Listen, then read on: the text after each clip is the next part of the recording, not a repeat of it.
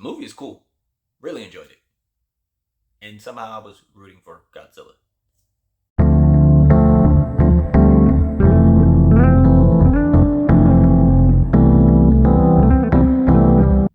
Hello, welcome to Just My Thoughts. I'm your host Khaleel Ward. On this episode, I'll be talking about Godzilla Minus One. It's a Japanese movie with English subtitles. The movie takes place between 1945 and 1947, I believe. It's the end of World War II. We follow this kamikaze pilot who doesn't do his job because, he's alive. He lands on this small island and he's talking to the people like, my plane is not working, something's going wrong. And they run into, which looks like a much smaller Godzilla. He looked very different. I was like, I've never seen Godzilla look small and young, kind of like Morgan Freeman.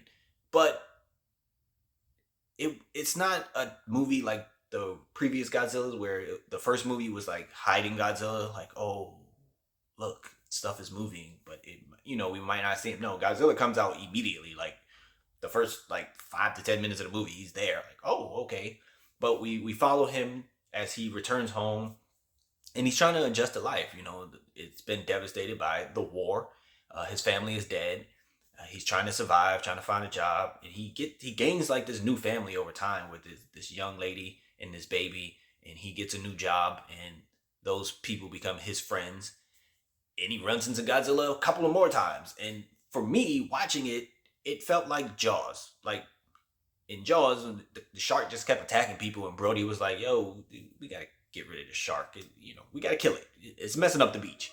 This guy, it just felt personal. Every time, like, Godzilla would do something, the camera panning on him, and he's just like, yeah, he gets so upset. So it's like him, like, Godzilla don't care about him. Like, he's just destroying stuff. But that guy he needed to kill Godzilla.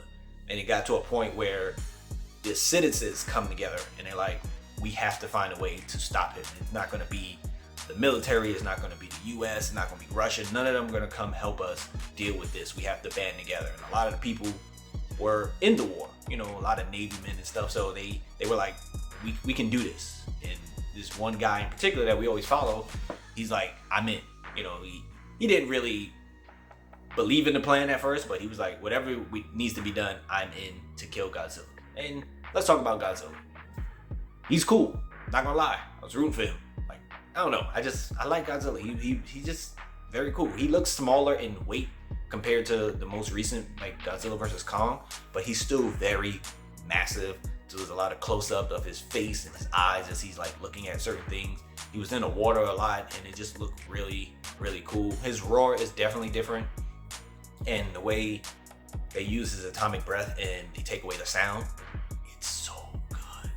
And it seems like it powered up a little differently. Like in the recent one, it seems like it's a straight and he shoots it. You see the blue and he shoots it. In this one, it felt like it was like mechanisms. Like it was like joop, joop, joop, and then he would get to the point where it's just like and like sound to go away and everything. It's dope.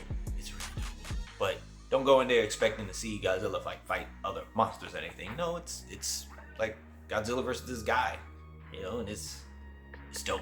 I really enjoyed it. But if you watch Godzilla Minus One, let me know what you thought about it. Thank you for watching. Thank you for listening.